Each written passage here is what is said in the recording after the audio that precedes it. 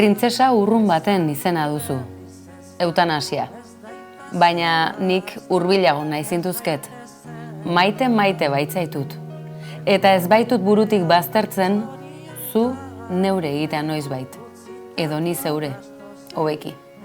Zu, eutanasia, ene azken orduko esperantza. Zu, ene azken atxa. Zu, ene buda erruki bera. Zu, ene balizko sufrimenduen aringarri. Zu, ene maitaleen maitale.